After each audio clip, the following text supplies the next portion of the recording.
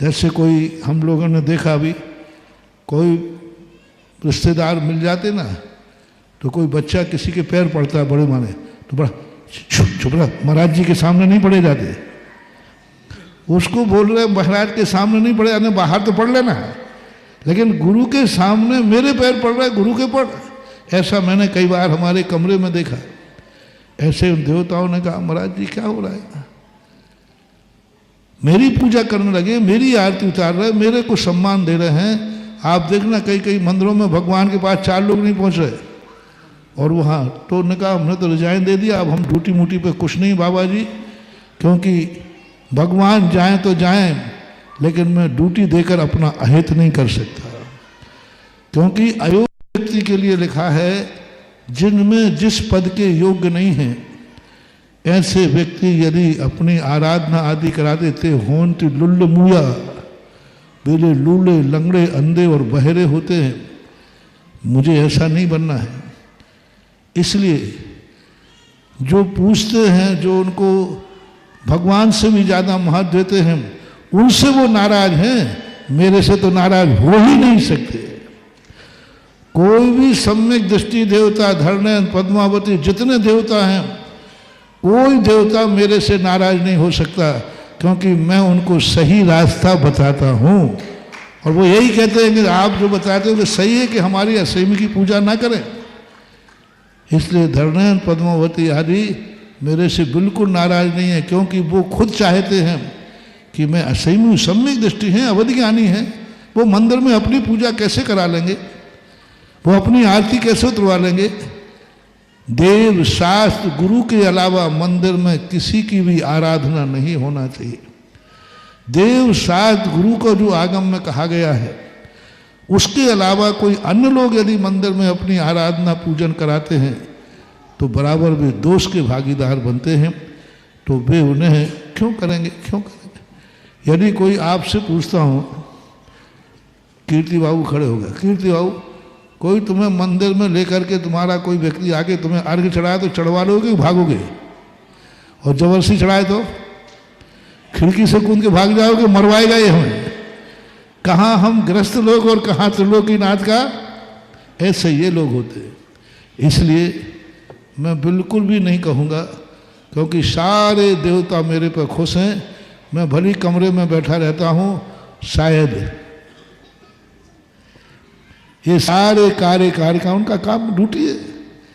देव शायद गुरु के कार्य करना उन देवताओं की ड्यूटी है। तो यदि वो इन कार्यक्रमों में आ रहे हों, वे यदि पद यात्रा की सारी सुरक्षा कर रहे हों, तो कोई अतिशयोक्ति नहीं हो, तो उनका कार्य है। यदि वो सम्यक दृष्टि हैं और गुरु और देव के सामने कोई कार्य हो रहा है, तो कहने की सम्यक दृष्टि की विशेषता होती है। धर्म कार्य के लिए कभी वो बुलावा नहीं चाहते, वो स्वयं जाकर के ड्यूटी देते हैं। हमने कहा था ना, मरण में और धर्म में कभी बुलावा नहीं होना। धर्म में और मरण में किसी मर गया, वो बुलाए तो बैठ भी जाएंगे नहीं, मरण पर बिना बुलाए बैठने।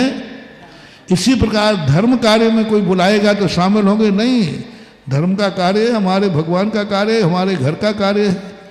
तो उनका काम होता है, जहाँ धर्म की प्रभावना हो तो उनकी ड्यूटी है कि वो आके कार्य करें। इसलिए मैं पक्का तो नहीं कहूँगा, लेकिन नकार भी नहीं सकता कि इतने बड़े बड़े कार्यों में कोई आकर के अदृश्य रूप से कोई कार्य कर रहा हो तो मैं नकारूंगा नहीं। लेकिन ये ध्यान रखना, मैं उनका भक्त नहीं हूँ, वो मेरे भक्त हैं। फर्क कितना है। तुम उनके भक्त हो वो, और जब मेरे वो भक्त हैं तो भक्तों का तो कर्तव्य होता है। तो ये चीज़ों पर कोई नकार नहीं सकते। दूसरी बात है, उपादान को ऐसा मत बनाओ कि उपादान निमित्त अपने आप आके कार्य करने लग जाएंगे। वह उपादान बहुत ज़्यादा जबरदस्त होता है, वो उपादान बहुत महानपूर्ण होता है कि जब उपादान के लिए निमित्त अपने आप आ जाते हैं। सही पुरुषार्थ तो ये है कि निमित्त के अनुसार अपने आप को उपादान को बना लो। ये दो प्रकार की कुशलताएं हैं। एक उपादान के अनुसार निमित्त ढल जाएगा, जैसे भगवानों का, तीर्थंकरों का, महान शक्तियों का, अपने आप उपादान के अनुसार निमित्त अपने आप मिलते जाएंगे। लेकिन आज वो पुण्य नहीं है। आज एक सबसे बड़ी कला है, सबसे बड़ी कला पूज्यवर समंत भद्र महाराज जी ने दी है कि तुम निमित्त के अनुसार अपने उपादान को तैयार रखो। निमित्त के उपादान के अनुसार निमित्त नहीं, निमित्त के अनुसार उपादान तैयार करो। जैसे ही मंदिर मिले आप अपने उपादान की तैयारी करो, तुरंत धोती दुपट्टा पहनो, अभिषेक करो तुरंत। वो उपादान नहीं आज समंत भद्र जैसा कि भगवान अपने आप आ जाएंगे। आज उपादान निमित्त मिलते ही, निमित्त के अच्छा निमित्त मिलते ही अपने उपादान को तद्रूप कर लो। अच्छा क्षेत्र मिला, अच्छा क्षेत्र मिला। एक वो हैं जिनके उपादान इतना थे जहाँ बैठ जाए वहीं अच्छा हो जाता है। अपने लिए इतना पुण्य नहीं है। अपने लिए जहाँ अच्छा क्षेत्र मिले वहीं उपादान को तैयार करके सामायिक में बैठ जाओ, अपना काम निपटाओ।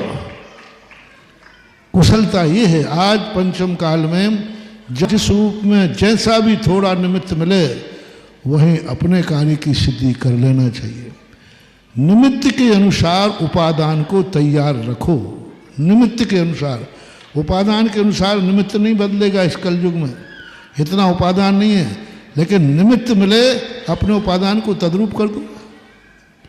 हमें निमित्त अच्छा मिला, हमें दर्शनोदय तीर्थ क्षेत्र मिला, हमें आदिनाथ भगवान मिले, तुरंत नमोस्तु ठोक दो, तुरंत साष्टांग। भगवान हमारे नमोस्तु करेंगे सो भगवान आ जाएंगे। वो समंत भद्र पुण्य जैसा तो हमारा नहीं है। लेकिन जब भगवान आएंगे तब हम नमोस्तु किए बिना नहीं रहेंगे। ये हमारी कुशलता है। हमें निमित्त मिला आदिनाथ का, हमने नमोस्तु कर ली, हमने अपने उपादान को तैयार रखा। तो जब अच्छे निमित्त मिले तब अपने उपादान को ऐसा तैयार करो। इसी का नाम है साधना, इसी का नाम है विवेक, इसी का नाम है कुशलता। जैसे ही अच्छा निमित्त मिले उस निमित्त के अनुसार अपने उपादान को ढाल दो। उपदेश दिया उसी के अनुसार अपने जीवन को ढाल दो। स्वाध्याय किया, चरणानुयोग का परिवर्तन ग्रंथ किया, उसी के अनुसार अपने उपादान को ढाल दो। तो द्रव्य क्षेत्र काल भाव के हिसाब से स्वाध्याय करते हैं अपन। तुम्हारे लिए स्वाध्याय नहीं लिखा गया, लेकिन जैसे ही स्वाध्याय में बात आई, ओहो आज तक मुझे ये ज्ञान नहीं था, आज पता चल गया, अपने उपादान को उसी रूप कर लो।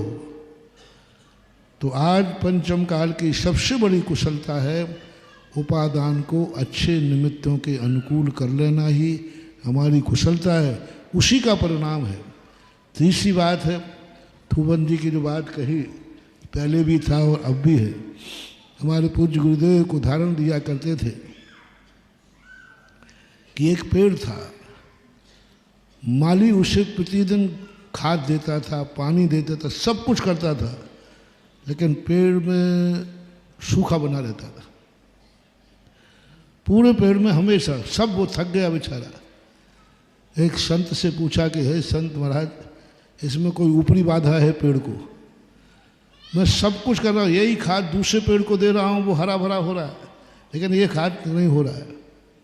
संत ने कहा कि तुम्हारी मेहनत पर कोई शक नहीं है, तुम्हारे खाद में कोई शक नहीं है, लेकिन थोड़ा देखो, इस पेड़ के नीचे की सबसे नीचे जड़ है, वहाँ देखो, वहाँ रहस्य मिलेगा। वहाँ खोदा तो जड़ के नीचे दीमक लगा हुआ था। अब वो दीमक क्या करता था? जितना तुम खाद पानी दो वो सब क्या करता था? खा लेता। बस ऐसा ही हम कुछ नहीं करते, हम अपने गुरु महाराज के दिए हुए मंत्र को सिद्ध करते हैं। और पूरे क्षेत्र की कमेटियाँ आती हैं, बोले महाराज जी खूब मेहनत कर रहे हैं, खूब सब कुछ कर रहे हैं, सिर से पहाड़ फोड़ रहे, लेकिन कछु हो ही नहीं रहा। गोलाकोट वाले कितने बार आए होंगे,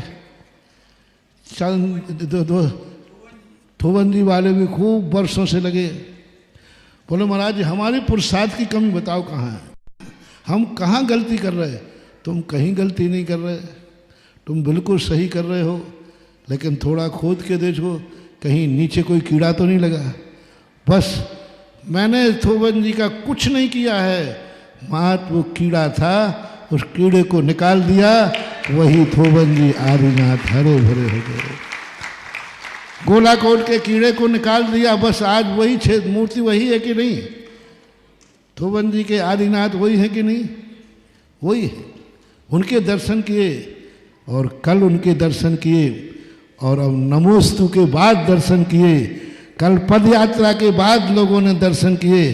अपने आप आदिनाथ भगवान का तेज और चमकता है मूर्तियों का, होता है, कुछ नहीं है। उसके अंदर जो कीड़े थे वो कीड़ा निकल गया। बस अब थोड़ा सा भी खाद दोगे तो अब ये क्षेत्र इतना महान, अभी तो तुम देख रहे हो, एक दिन यह क्षेत्र में 500 कमरे की धर्मशाला कम पड़ेगी, क्योंकि अब ये क्षेत्र स्वस्थ होता जा रहा है, समस्त कीड़ों से, समस्त बुराइयों से दूर होता जा रहा है। और मैं कुछ नहीं करता महानुभाव, उस क्षेत्र के बस जो जड़ में रहता है ना, बस उस कीड़े को पकड़ लेता हूँ कि यहाँ एक कीड़ा है, कीड़ा अलग करो, और फिर मैं शांति से कमरे में चुपचाप बैठता रहता हूँ, शांति से बैठा रहता हूँ और क्षेत्र दिन दूना रात चौगुना हो जाता है। अब प्रश्न किया तो मैंने बता दिया रहस्य, और क्या है।